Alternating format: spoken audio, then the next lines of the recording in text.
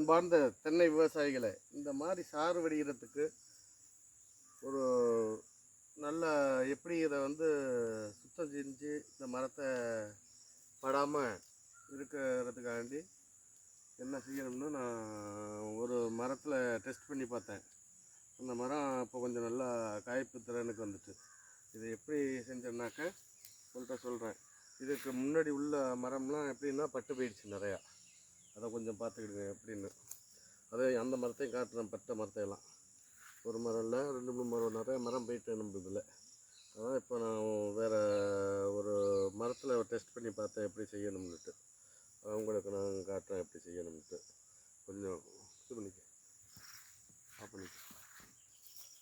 ஐயோ, இந்த மாதிரி தான் அந்த இது சிவப்பு சாயம் மரம்லாம் அப்படியே மட்டை அப்படியே தொங்கிடுது. இதையும் பார்த்துட்டு இந்த ஒரு மரம் இருக்குது. அப்படியே அந்த அந்த அந்த மரத்தையும் காட்டு. அங்கே போகிற அப்படியா தா என்ன இருக்கு.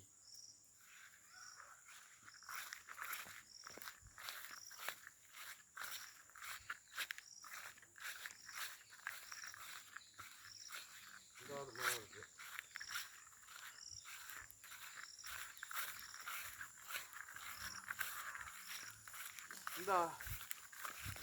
இந்த மரத்தையும் பாருங்கள். இதை அப்படியே விட்டோம்னா அந்த பூச்சி அடுத்த மரத்துக்கு தாவிடுது.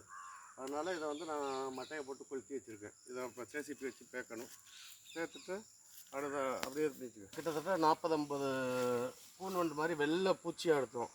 பூச்சியை எடுத்துகிட்டு இந்த மாதிரி நோண்டி எல்லாத்தையும் இது பண்ணி கொல்லியோரம் நோண்டி வச்சு அந்த அதில் வேர் வந்துருக்கு பாருங்கள். மண் கொஞ்சம் நாள் கழித்து ஒரு 10 நாளைக்கு ஒரு நட மறந்து மோனோவட்டா பஸ் பிடிச்சி இதே பிடிச்சிட்டு இருந்தோம்னா அப்புறம் ஒரு ஒரு மாதம் 2 மாதத்துக்கு ஒரு 5 நட பிடிச்சிட்டு மண்ணை போட்டோம்னா வேர் வந்துடும். பார்த்துக்கிடுங்க. இந்த வேரெல்லாம் ஆகுது பாருங்க.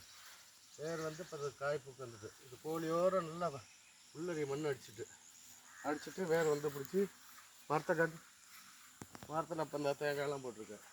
இது ஒரு மரம் நான் டெஸ்ட் பண்ணதில் இது பண்ணேன்.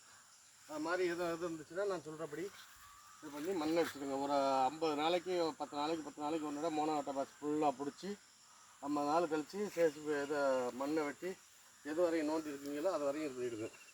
இங்கெல்லாம் வேறு பிடிச்சிட்டு போ. இங்கே பாருங்கள், இதெல்லாம் வேறு பிடிச்சி எல்லாம் அதாகிட்டு.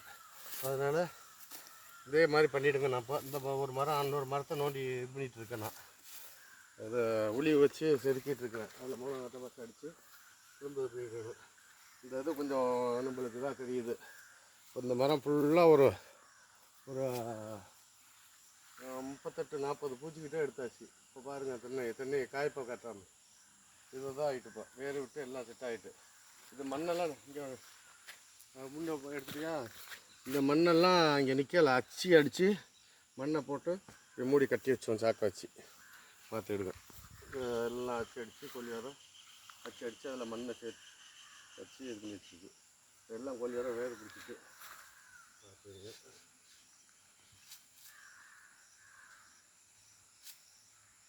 சரிவா.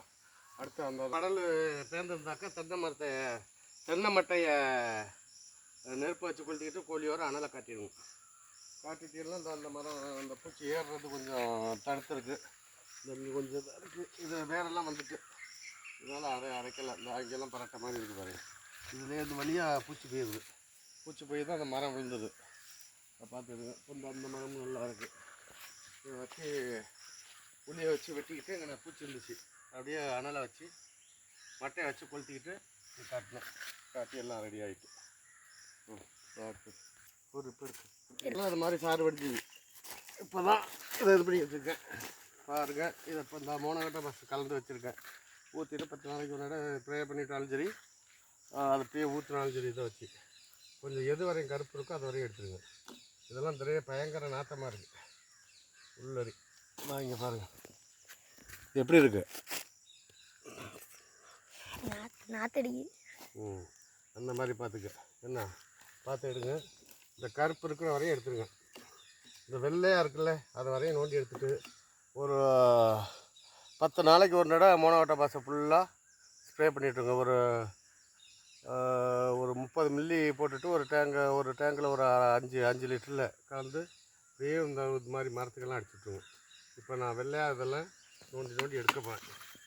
நோண்டி எடுத்துகிட்டு எது வரையும் வெள்ளையாக இருக்கோ அது வரையும் இங்கே பாருங்கள், இங்கே கொண்டாந்து பாருங்கள், இங்கே காட்டு இங்கே காட்டிட்டு இந்த கருப்பு உள்ளரி வரையும் ஏறி இருக்குது, அது வரையும் வெள்ளையாக இருக்க வரையும் நோண்டிட்டு வந்து பாருங்கள். இதெல்லாம் வந்து இதாக இருக்குது, அப்படியே தின்னுட்டு இந்த வெள்ளை எது வரையும் இருக்குன்னு தான் இருக்குது. இதோட நோண்டி எடுத்துகிட்டு 3 பாஸ் அடிச்சுட்டு ஒரு 10 நாளைக்கு ஒரு நடை 5 நடை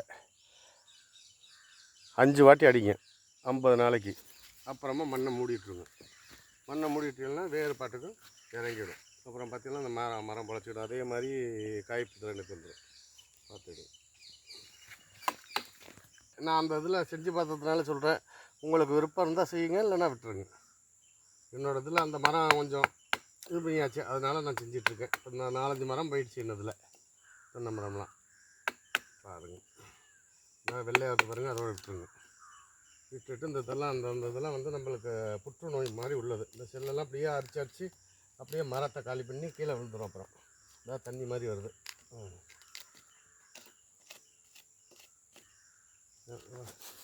விடு அப்படியே போதும் கண்டினியூ பண்ணிட்டு இப்போ நம்ம வீடியோவில் நான் உங்கள்கிட்ட காட்டுறேன் இது எப்படி வந்திருக்குன்னுட்டு. இந்த கருப்பு வடிகிறது எப்படி இருக்குன்னுட்டு ஒரு 5 நடை மறந்தடிக்கையிலையும் காட்டுறேன், பார்த்துடுங்க. அதே மாதிரி பண்ணிட்டு இருந்தால் வெள்ளையாக வந்துட்டு பாருங்கள். அது வரையும் இந்த கருப்பு வரையும் நோண்டி எடுத்துடுங்க. எடுத்துட்டு இது பண்ணிடு, மறந்த ஊற்றிட்டு ஒரு 50 நாள் கழிச்சு தான் வெள்ளை புழுவாக இருக்குது இந்த முட்டை. அதை பார்த்துடுங்க. அப்படியே இப்போ சிலதில் புழுவாகவே வரும். அந்த மரத்தில் அப்படி தான் புழு வந்துச்சு, போட்டு எடுத்தாச்சு. பார்த்துட்டு ஒரு 30 நாள் 50 நாள் கழித்து நான் உங்கள்கிட்ட காட்டுறேன் இந்த மரம் எப்படி வருதுன்னு, அடுத்த காய்ப்பு எப்படி வருதுன்னு. Okay, thank you.